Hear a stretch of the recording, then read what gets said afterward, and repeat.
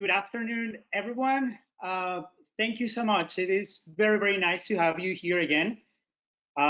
We are having this presentation today because we're going to be talking about sustainable food and the industry. Uh, and also, we're going to be talking about the humanitarian aid during the COVID-19. So, it is very important for us. I would like to make a little bit of an introduction right now. That food in Ecuador, it is a very, very important part of our economy.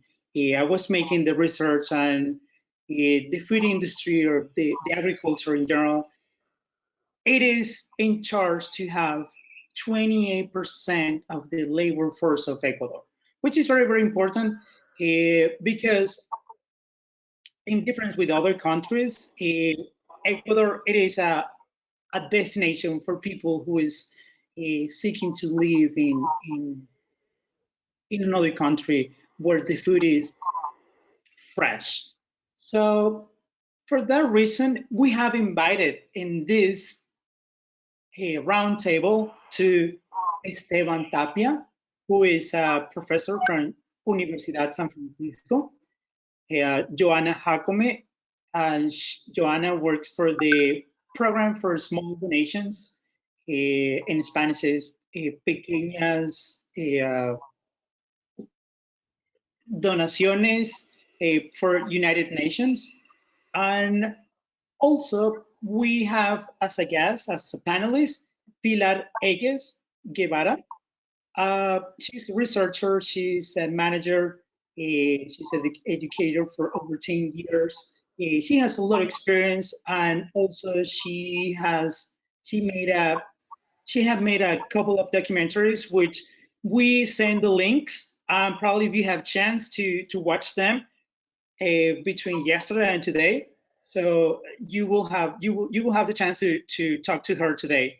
And also we have in this panel to Mr. Juan Delgado.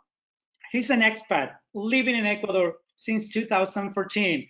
I have the great pleasure to know personally Mr. Delgado.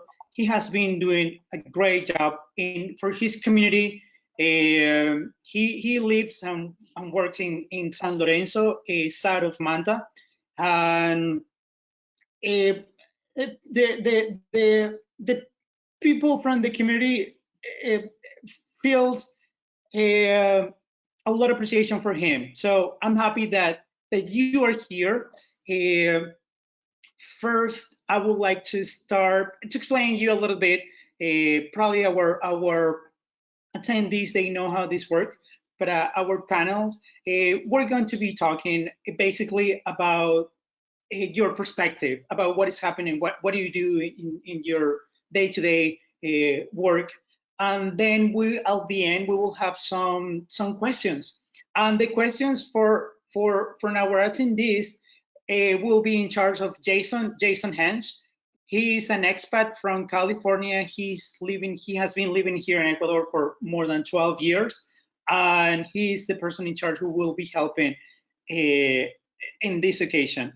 So, Esteban, I would like to start with you today. Could you please let us know what is the situation about? I've seen, I read on the newspaper. You have an article on El Comercio. So we would like to hear from you about sustainable food about in Ecuador in general. Thank you. Hola, bueno, soy Esteban, está conmigo Verónica, mi esposa, ella me va a ayudar un poco con la traducción, mi inglés es muy básico. Entonces, bueno, la pregunta era sobre el artículo del comercio. Hola, buenas tardes a todos. Good afternoon, everyone. Bueno, yo creo que ahora es cuando más importante se ha visto el tema de la sustentabilidad en la alimentación, no solo en la alimentación, sino en todas las actividades que desarrollamos en el día a día.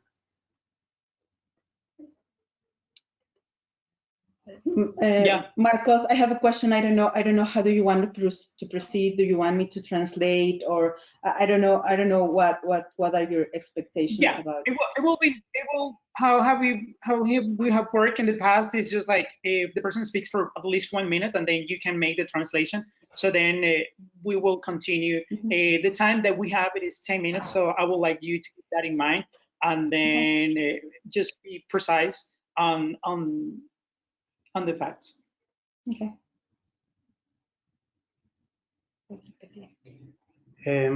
A ver, les decía que ahora más que nunca se ha visto lo importante del tema de la sustentabilidad, no solamente en la alimentación, sino en todas las actividades que desarrollamos en nuestro día a día.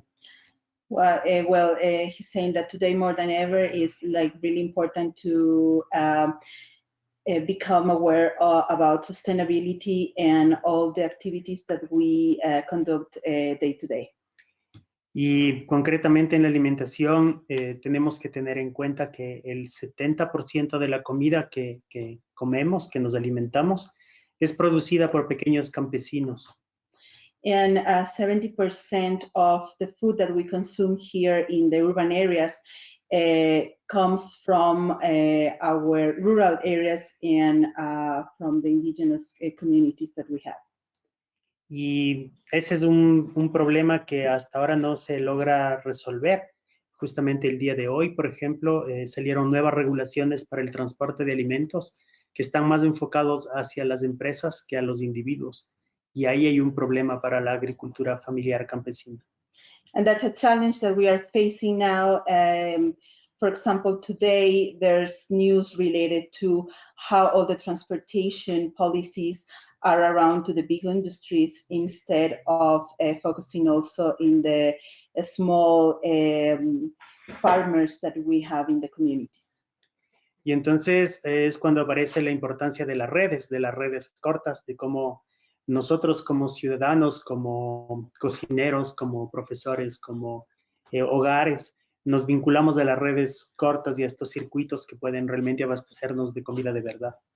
Now it's how all the local networking and all those small networks that we can have become more and more important to, I would say, get alive.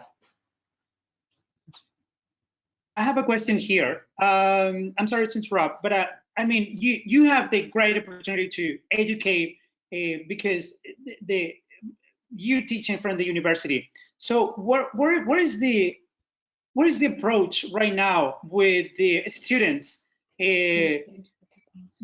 Because we have seen there is one of the attendees that I can see here. They have a great restaurant here on the coast, and they have this unique cuisine in the restaurants. So there is this new movement about cooking with from the ocean to the table, from your farm right to the table. So from your classroom, what is the approach right now for Ecuadorians, basically to having them consuming sustainable food from small farmers?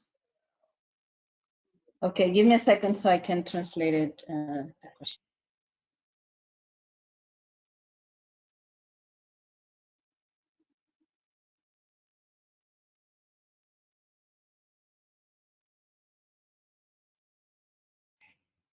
Bueno, con los estudiantes tenemos clases virtuales.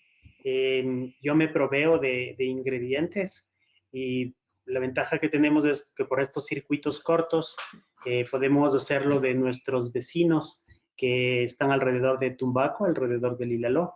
Entonces nos llegan productos, por ejemplo, de La Merced, de unos amigos, o si no, de acá de Puembo, y así nos proveemos de productos cercanos.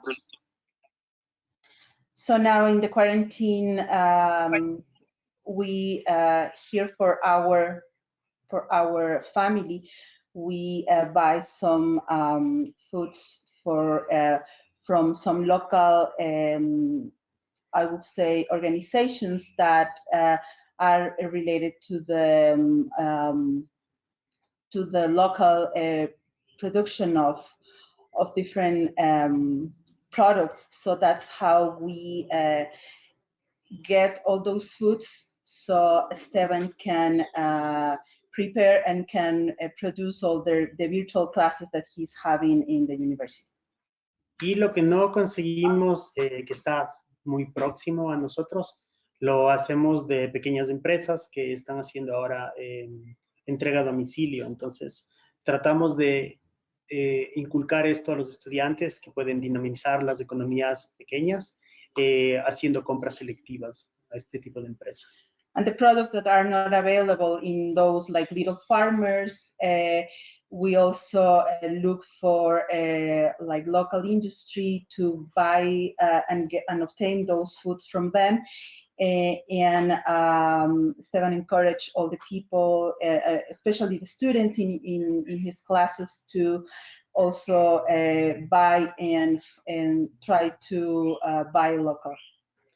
Y lo mismo está pasando con los restaurantes. En Slow Food hay una asociación que se llama la red de cocineros de Slow Food, y todos estamos tratando de proveernos de estos espacios pequeños para tratar de dinamizar estas economías. So, for example, in the case of Ecuador, here we have a local networking that is the chef's table, the chef's networking, I don't know. And they are trying to promote also how to deliver food from the near places and how to produce and consume those preparations as well. Así que creo que esta crisis también es una oportunidad para repensarnos en nuestros hábitos de consumo y en cómo nuestras incidencias pueden también dinamizar economías pequeñas. This crisis, he foresees this crisis also as an opportunity to identify like ways to advocate for new ways of relation and new ways of approach for this kind of consumption and production of local with the different communities. Okay, all right. Thank you. Thank you so much. I'm pretty sure that we are going to have at the end some questions for you. So, but right now I would like to continue with Joanna from PPD. Joanna, could you please tell us a little bit where are you working right now in terms of the project for small donations? We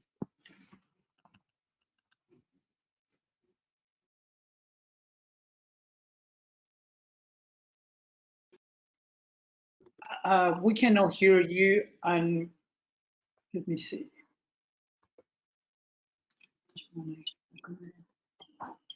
Okay. Okay, if you have your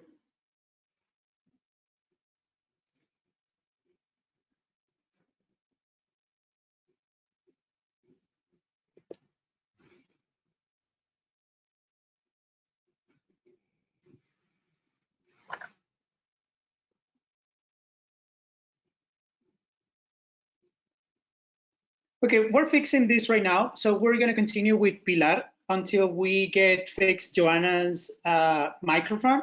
So Pilar, I have the opportunity to watch your documentary, which it has a great approach about the food in Ecuador and how do you present the inequity in Ecuador that is not the wages that people obtain while they're working. It is hard. It is hard because, for example, in Esmeraldas, you can correct me if I'm wrong, but they get paid, I think it was $30 for 100 coconuts to be peeled. It is just very, very hard. And sometimes the crime, they see opportunity on that, and they prefer to do other not legal business instead of working in what they know to do in ancestral food. So we would like you to share with us your experience and also your perspective of what's happening and what will happen in Ecuador in the future. And also keep in mind that more of our attendees, 99% of them, they are from the US, they're from Canada. And one of the reasons that they are here is because of the Ecuador is rich and in his culture, in his food. So please, could you tell us about your perspective right now? Okay. Can you hear me? Yes. Can you hear me? Okay.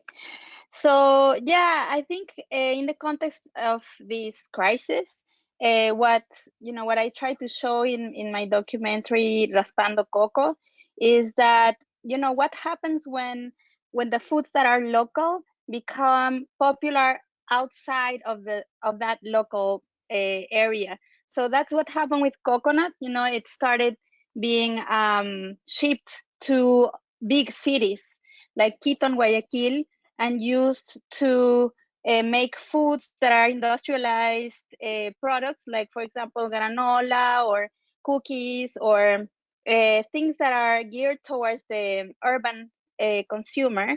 And then at the same time, the people in the, where the food is grown, like in Esmeraldas, they get this incorrect information based on obsolete scientific studies that draws them away from their local food. So for the longest time, people in Esmeraldas have been drawn away from eating coconut under the assumption that it's bad for their health. And so, well, and then what happens is, coconuts, Esmeraldas is the area where the majority of, mature coconuts is produced for the rest of the country and even for export. And what happens with this great demand for coconuts in the urban areas, the prices start going up. And so ultimately, the people in the local area don't have access to it. Like the people in the city of Esmeraldas and the urbanized, more urban areas in Esmeraldas, they can't afford it. They can't afford it because it's, between $1 and $2 per coconut. And so what you pointed out is, what I show, and I went to the islands where the coconuts are grown, and I interviewed one of the kids. He's a very young person, a young boy from Esmeraldas, peeling the coconuts and getting paid almost nothing, for a hundred coconuts. And then even the farmers get paid very little compared to what it's going to cost later, because it's in the chain of the sale that that people make money, and it's not fair. It's not fair for the farmers. It's not fair for the people that process the coconut in the origin. So I think in the context of what we're looking at, I think it's an opportunity or the crisis that we're going through is an opportunity to really look at what's grown locally. And if nothing is being grown locally, it's an opportunity to grow it. It's an opportunity to realize that it just works better that way. And then also share the information about the value of the local and traditional foods, because when we have this misinformation that is very general, and it's even promoted by the doctors, doctors in Esmeraldas keep sharing this information that coconut is bad for health, and the people in Esmeraldas don't eat the coconut because they think it's bad for their health. So I mean, it's interesting right now. In the Philippines, they're conducting a study to assess whether there's any therapeutic value in the coconut oil against this virus, the COVID-19, because in the 1990s it was actually tested with people, HIV positive people, because actually coconut oil has antiviral properties. So, I mean, it would be interesting to see what is the outcome of this, because coconut oil is very, very therapeutic. It has been used for a long time. It has been in the diet of people all over the world in the tropical areas. And it's just absurd that, you know, we keep promoting these obsolete medical ideas that it's bad for health, when we have the evidence of the people, the knowledge of the people and their experience, that they have used it, that their ancestors have used it for many, many years, thousands of years, and they have, you know, they have sustained their communities with that. So imagine if this, you know, I'm just thinking ahead, what if they find, you know, that it actually has therapeutic value against COVID-19? We will see how the shelves here, I live in the US, they will be emptied, because people will flock to get coconut oil. All of a sudden they start taking it as a supplement. And meanwhile in Ecuador produces coconuts, and the local people, you know, they have it in their backyard. They just don't have this information, because, you know, it's just another way of, I think it's another form of colonization, when we don't have access to our own knowledge, you know, from our own history, our own experience. So I think it's a great opportunity to actually straighten up our, you know, our belief system, and give some value to our traditions, to our local knowledge, and to the wealth that is in our cultural heritage. Yeah. Yeah. Who is in charge of that right now? There isn't any government agency or a private organization like an NGO who is in charge of promoting the production of coconut or the benefits of the coconut in general. There is someone working in this right now.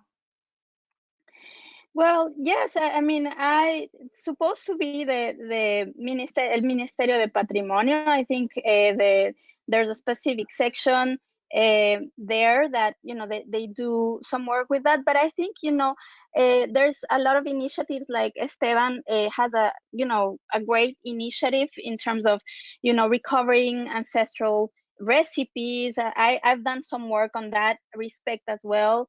And I'm currently working with also with the Red de Guardianes de Semillas, the Seed Savings Network. They also do great work, because it's not just a matter of looking at food. We need to look at the system, you know, because, you know, where the food is grown, how it is grown, whether we have the seeds, whether we are preserving the seeds, what kind of efforts we're making to preserve the seeds of these ancestral foods that have been lost, you know, because we don't know a lot of the fruits. We don't know a lot of the vegetables that my mother's generation, my grandparents' generation knew, because we are not doing any work to preserve it. We're getting conquered by the modern industrialized foods. So I think, you know, all of these initiatives are important, because it's only when the people start adding these foods to their diet in a habitual way that is going to make a change, because then that's going to drive the demand for the food. So I think that those initiatives, like, you know, promoting the ancestral recipes and making them accessible to everybody through a recipe book, like Esteban's book, or like documentaries like the ones we make, or you know, any other form of you know, making it accessible, like putting it on social media, and where people, like, that's why I make films, because I like to make it accessible in a way that is also appealing to younger people. And so if younger person can, you know, and we've worked in Manabi with younger people. We've tried to promote, or, you know, teach seminars about how to make documentaries and how to research about traditional foods, because it's a way to make the younger generations you know, value this really important part of life, And get which involved. is what Getting we involved eat. is important. Yeah.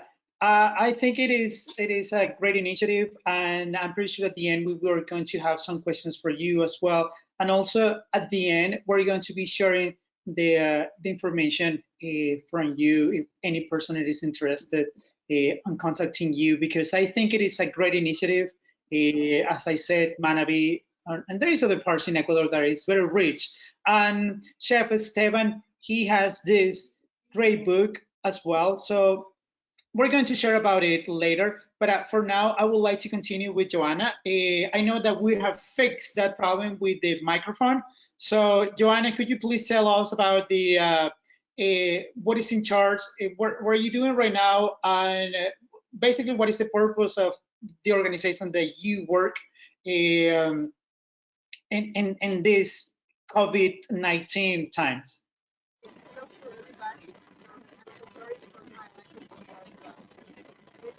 I think we're having a problem because the microphone is not working very well. So let me see. There, do you hear me now? Yeah, okay. So I work for the Small Grants Program in Ecuador. So we work with indigenous people, peasants, all over the country. So in the coast region, highlands, and in the Amazon region. And what we do is to fund these initiatives from civil society to conserve ecosystems, to conserve the mountains, the forest. Our communities are developing now, like, what are we doing? Well, my English is not so good, so I'm sorry if I make faults, but we work with products based on the biodiversity. So alpaca handicrafts, for example, or yogurt de mashua. We have a blue corn drink also, and other kinds of products. But now with this emergency about COVID-19, it seems that it is like relevant, the local production, like agroforestry, agriculture. So a lot of our communities now are like providing food to big cities.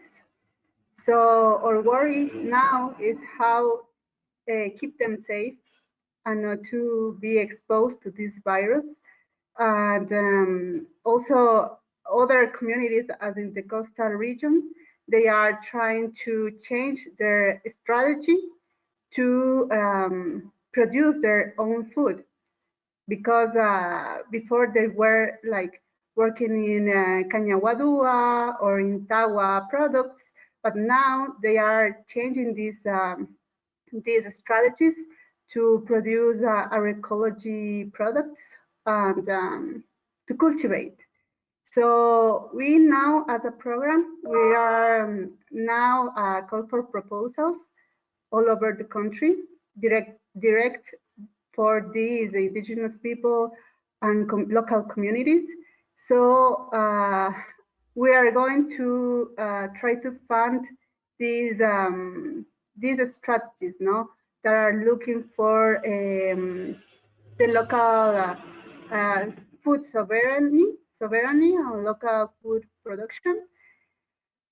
And then we try to give value added to these products, like, as I said, the yogurt or other kinds of drinks, chocolate, for example, also in the Amazon region. So these funds comes from the GEF, the Global Environmental Fund, that is around the world. And we're trying to receive more funds to help these communities to conserve also. But because of this global emergency, it's really difficult to find this funding sourcing, funding support. So we are trying to like make it visible what our indigenous people and local communities are facing this emergency because it's not easy for them. They are like far away from the cities. So, for example, hospitals are not like reachable for them, and other types of services that we have in cities is not the same as in rural areas. I don't know if someone has questions or some remarks. Okay, actually, I have a question for you. Since you were talking about funding those programs, but there are new challenges about, I mean, as an entity who is funding a project, indigenous project, those requirements to get those grants, to get those funds, will be like biosecurity. It will be something related to taking care of the product, like with a different standards that we knew before. Because of what I've been receiving some messages right now, it is like, hey, yeah, but I know you're saying that buy local products, but sometimes it is hard because I don't know if some people they prefer to go to Supermaxi, Mega Maxi because everything is clean, everything is right there, very easy, convenient. But buying locally, it means that sometimes it is not that clean or something like that. That's part of the experience too. But if I know right now it is a good opportunity to have those business and having them improving the way they provide their services. There is any regulations or public policies that you can predict coming in that direction? Yes, our program has a strategic allies. So the Ministry of Environment is one of our important allies, and also the Ministry of Agriculture. So with them, we work in specific niches of market. No? So we have like small stores that sell these different products. So our communities probably don't have the capacity to deliver to the super maxi, and it's not the market target that we're looking for. So it's like locally, and also with other allies. For example, we work with other chefs, and we have this strategy with UTLA, the university, when we develop some different kind of products or recipes with these local products. So we try to disseminate all the local information that and all the effort that these communities are doing in conserving their environment. So it's not like any kind of product. Yeah, I think my internet connection is not that well. They have a history of conservation.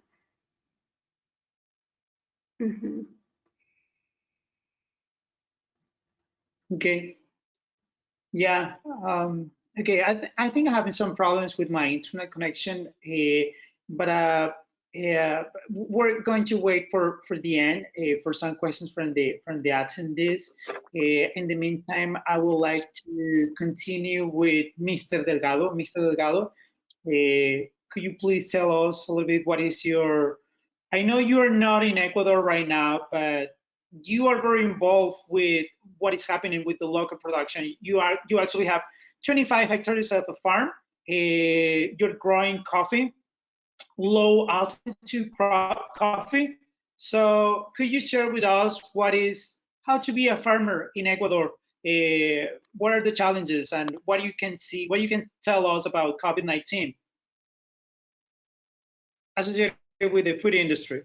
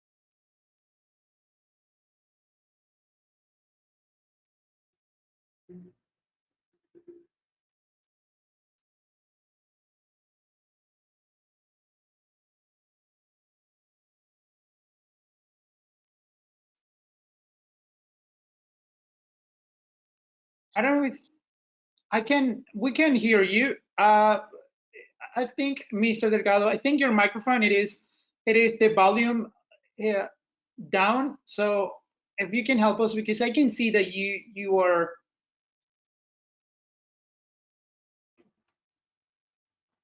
So give me 1 second. Let me see if we can fix this right now. I don't know if you have your phone near to you, so I can call you, so we can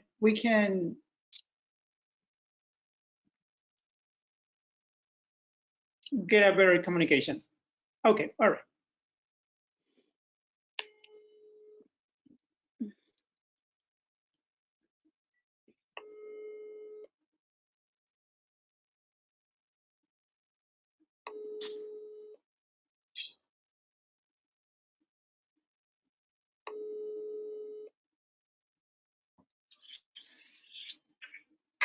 Can you hear?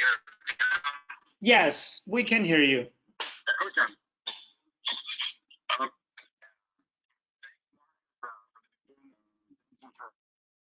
For moderating, and thanks everybody else at Chief for this. As far as the coffee goes, I have a farm in Las Piñas that we started about 5 years ago to grow coffee inside the Pagoda forest. And of course, we don't have chemicals on the farm. And it's been a process. We've had ups and downs. We really the Ministry of Agricultura, and things are going quite well. The problems I see there is what happens is you get a group of people working, a lot of young people working diligently, properly, and then the politics. You have people working, young people, good college students, recent grads working. And what happens when the next political person comes in? They start removing these people to put their people in to start taking over. And then those people are coming to the station. Everything's running well. They pull people out. They put people in. And that's not for any benefit other than political. It's politically motivated benefits. So we have new people coming into the Ministry of Agriculture that know what's going on. So they basically have to retrain themselves, embrace relations with the farmers, because the farmers are used to working with a certain type of person. Relationships are built. And then with a political view, it's structure. So you take 2 steps forward and 1 step back. What happens quite a lot. We had the opportunity finally to export some coffee to Germany. Finally arrived in Germany this week. So what we're doing, we're in a very unique area. We're about to do coffee like in Yemen, but the quality is very, very good. Our coffee was sent to Italy last year and to Germany, and first the coffee came out with a score of in excess of 85, which makes it a specialty coffee. So we're working on that diligently. We had the supply chain. The problem that I see here in Ecuador, I love Ecuador. My first day in Ecuador was December 29th, 2014. That's where I retired. So the problems I see Ecuador, and I'm glad Esteban here, the problem in Ecuador is the educational system, not just in grade school or high school or university level. It's the educational system in a lot of forms. The education of the political structure, which is the biggest fault that I have with Ecuador. I love Ecuador. I love the people of Ecuador. It's one of the most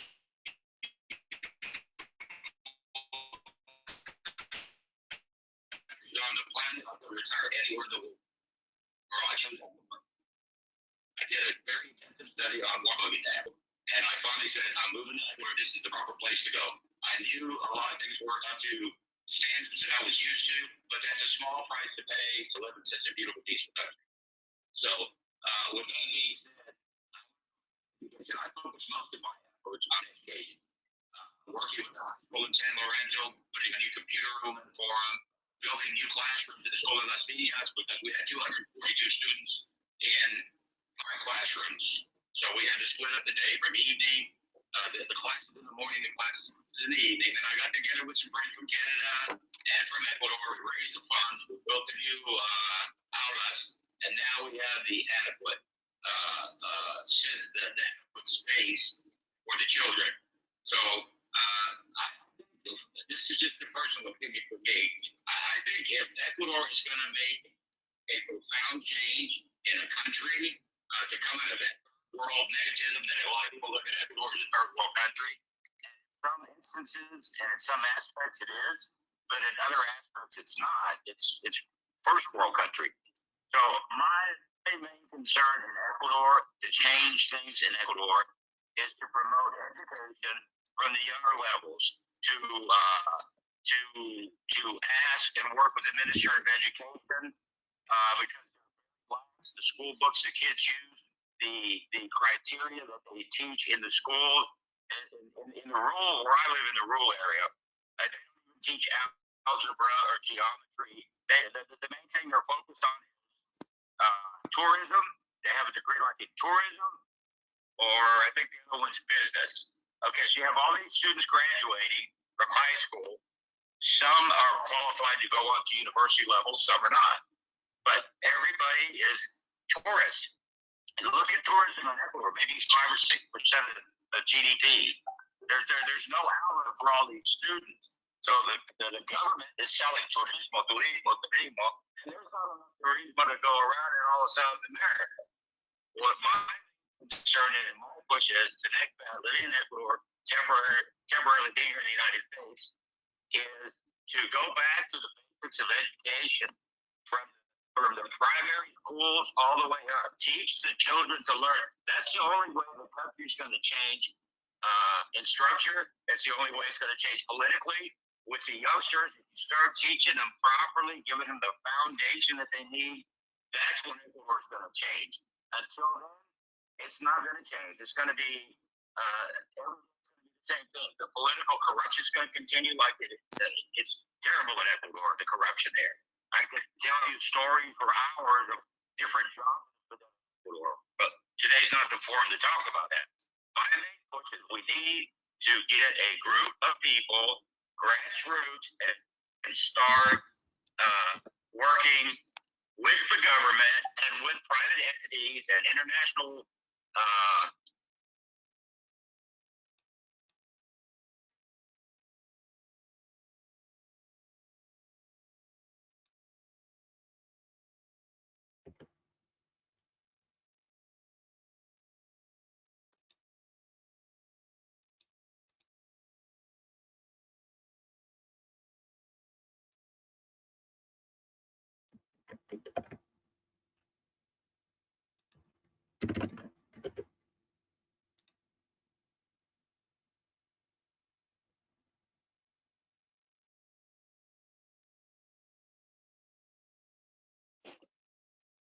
I can't hear him. No se escucha. We can't hear you. Ahora sí. Ahora sí. Yeah. Okay. So anyway, my is education. Start working with international foundations, get resources to come into the country, just like we built the school. It can be done. But a lot of people want to start with the older people, the same structure, the same political, and unless somebody has a mindset that they want to see the country change, that they want education to move forward, not just getting a degree, like, well, my dad has money and I can go get a degree and here it is. And in tourism, that's of no value. You know, a lot of people in Ecuador, because in my opinion, there's 2 classes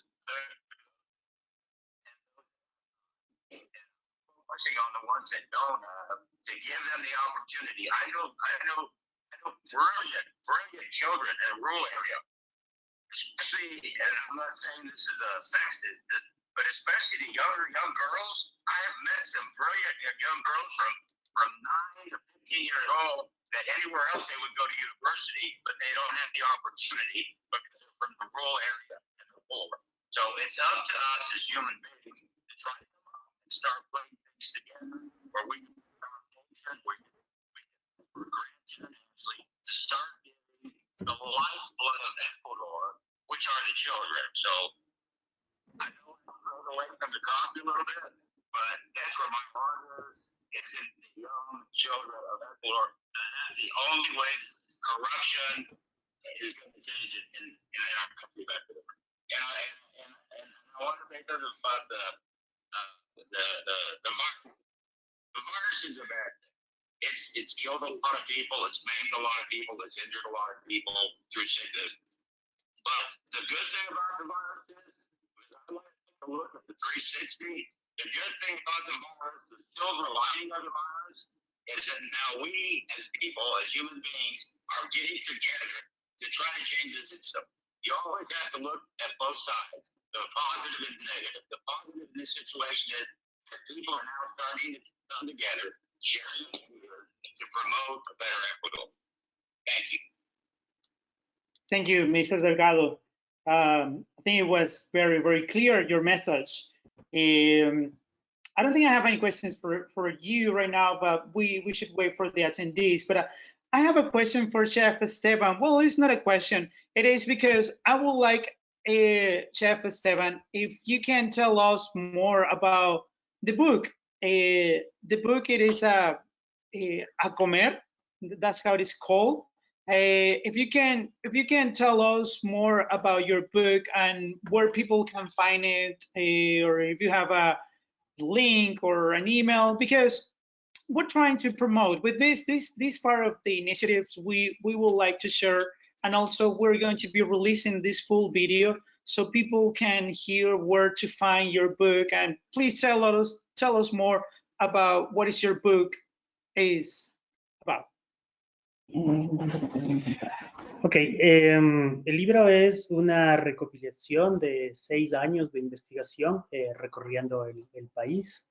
The book is a compilation of 6 years of research, visiting and going around the different provinces of Ecuador. Que inició en el Ministerio de Cultura y Patrimonio, en el proyecto de Patrimonio Alimentario, y continuó en la Universidad San Francisco de Quito. The first step for this book was with the Ministry of Heritage, and then it continues all the research with the University San Francisco. Y ahí fue muy importante el vínculo que se hizo con el Colectivo Nacional Agroecológico y con algunas organizaciones campesinas, tanto de costa, sierra y Amazonía. And it was key for the research and for the book, all the networking and all the alliances with who? Del Colectivo Nacional Agroecológico. With the, I don't know how to say it, how to translate the National Agricultural Networking, and with some grassroots organizations in the different provinces. Entonces es la unión entre expresiones culturales, sean cuentos, mitos, leyendas, juegos y alimentación. So this book is a compilation of some legends, some traditions, and also games that are representative of each of the provinces, also with some recipes. Y está dirigido a las familias para que sobre todo padres y niños encuentren la facilidad de contar historias, hacer juegos y cocinar juntos. So the main target groups of this book are families, children, and the families itself that aiming to join together and found like the meaningful of this food and how they can like prepare those foods. Y esto fue hecho junto con Marco Cedillo y con Marco Chamorro y con Alice Bosut, que son los que se encargaron de hacer los dibujos. The design and the graphic part of the book was with Marco and Alice. So they were in charge of all the designing piece of the acronym book. Y se puede encontrar en la Universidad San Francisco, en el Colegio de Hospitalidad, Arte Culinario y Turismo. And you can find this book in the University San Francisco, in the College of Culinary, in the chat. I don't know how to. Y en Quito, en las librerías Rayuela, El Oso Lector y Casa Mariscal. And in Quito City, in Librería Rayuela and Casa Mariscal. Y El Oso Lector. Y El Oso Lector. Pero sobre todo la idea de esto es enfocar un poco la inmensa cultura campesina y la riqueza que hay en las tradiciones culturales con la alimentación el día a día. And the idea was to really put together all the richness of traditions in the different communities and provinces.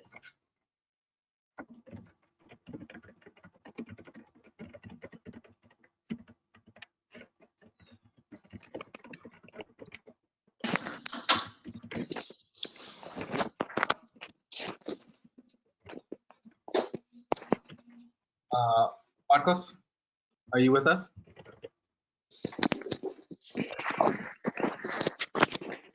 I think we might have lost his connection.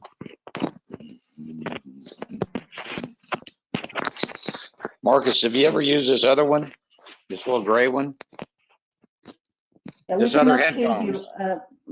Is there another question? Okay.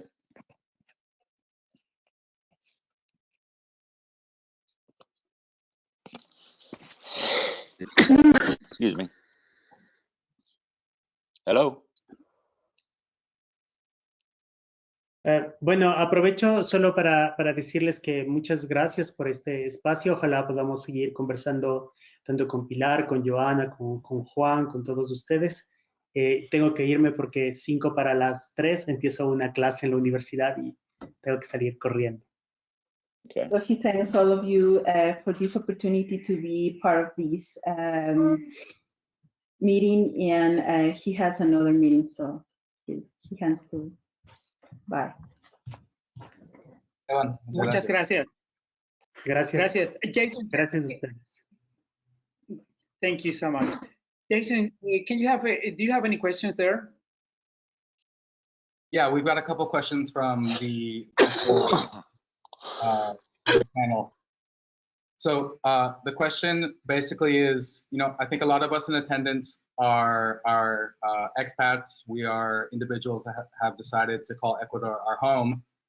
And I think we'd be very interested in supporting food security initiatives, different initiatives around the country that are providing sustainable foods, socially responsible brands, different Ecuadorian companies that are doing things to give back to the community. So if you all as food security professionals could shed some light on different companies that we could support and purchase some of their products here in Ecuador to be able to help out the little bit that we can with our purchasing power.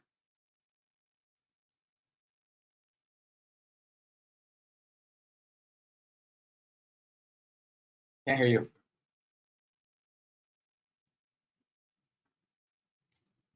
Maybe take the mic off mute. Am I muted?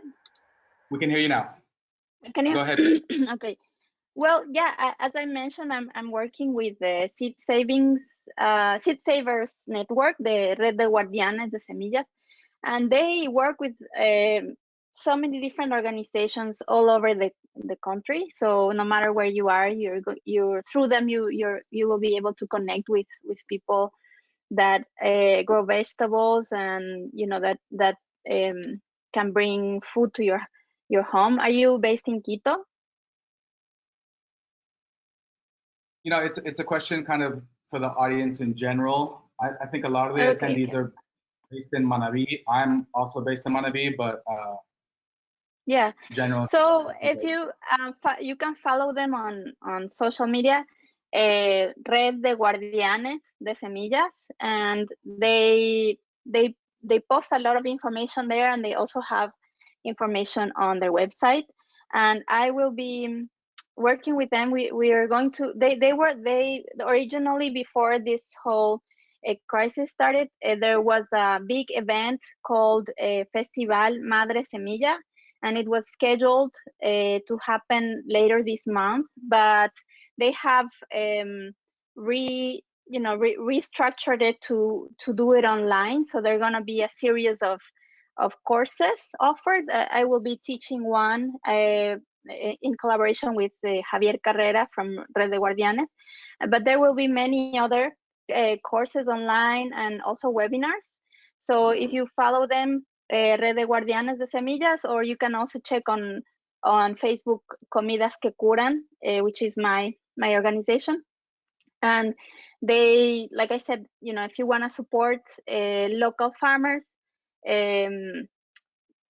it's even more than supporting that, because they do a work that is a lot more deep. Like I said, they do a lot of work to educate people on how to preserve the seeds. And whenever someone finds seeds for like a forgotten fruit or a vegetable, they start cultivating it, and they also teach people how to do it. And they do a lot of educational programs, and they also connect people with people that need food, and they produce it sustainably. So I highly recommend their work. Fantastic.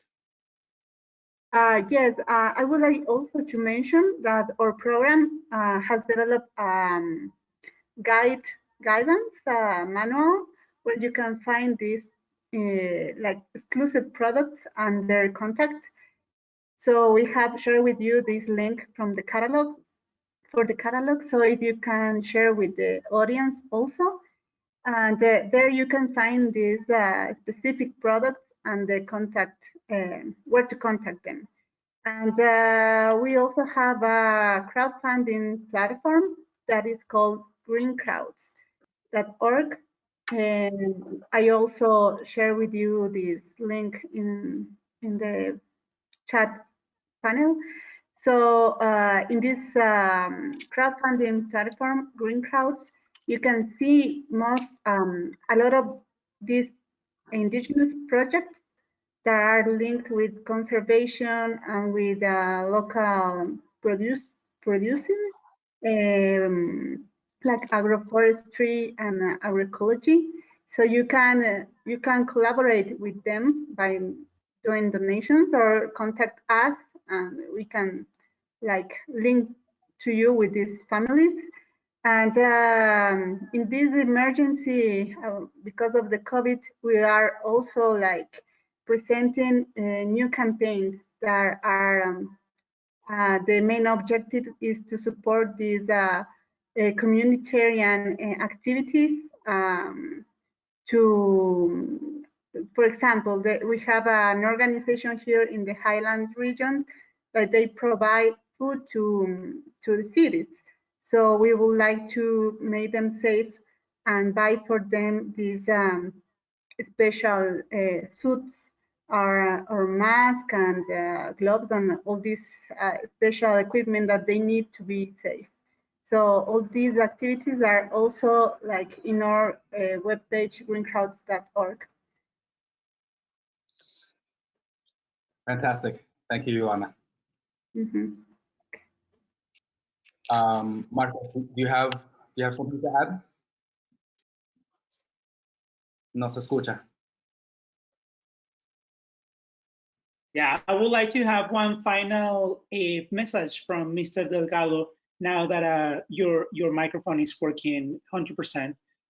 What do you have to say as a final message to everyone here in Ecuador? Can you hear me?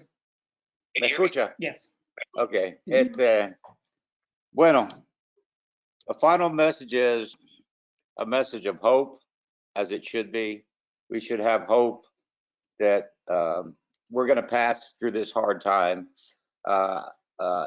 This should be a message of learning. There's so much yet to learn. If this COVID hadn't come, we would not have been together today. We need to share ideas. One thing I did want to say is there are a tremendous amount of expats here from all over the world, but there's a large group from Canada and the United States and a few from Europe.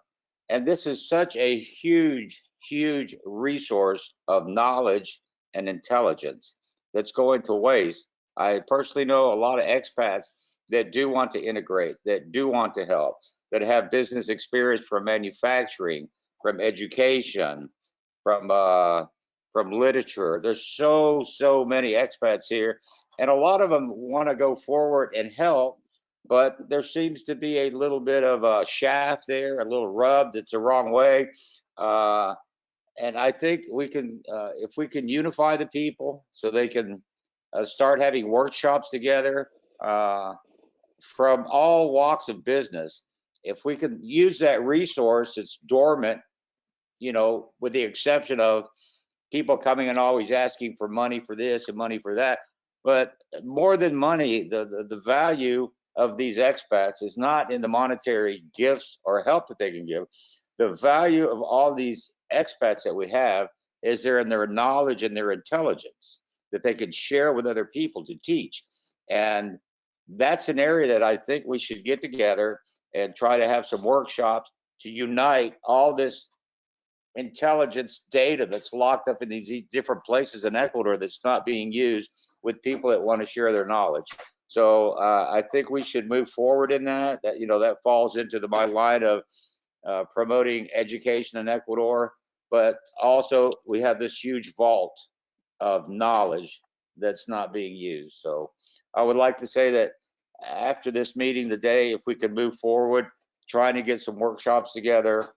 There's a huge amount of expats in Manta. There's a even larger in Cuenca and in Quito. If we could get some kind of workspace together or do something, because I think I love Ecuador. It's one of the most beautiful countries on the planet. Has so much to offer.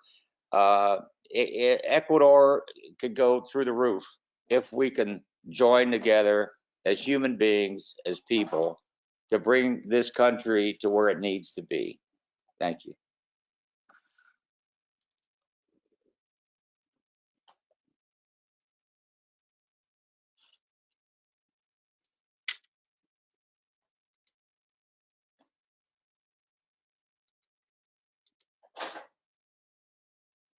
Con eso terminé, Marco.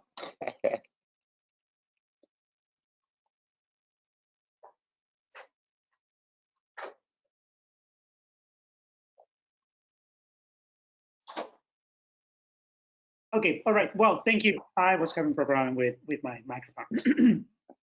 Well, I want to thank you. I want to thanks to everyone here, Mr. Delgado, Pilar, Joanna, Chef Esteban that he had to do for class, Jason, and all the attendees.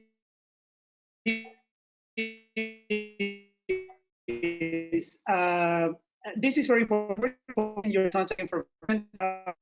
So if you can reach them out for any information, if you are interested on having them coming to visit you when all of this, after all this COVID-19 emergency ends. So it is good. This is a good beginning for a new future for Ecuador.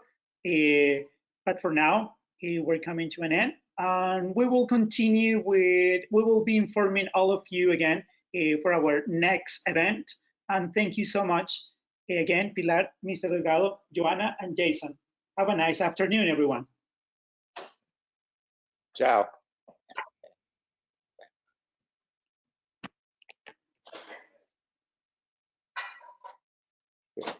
Okay.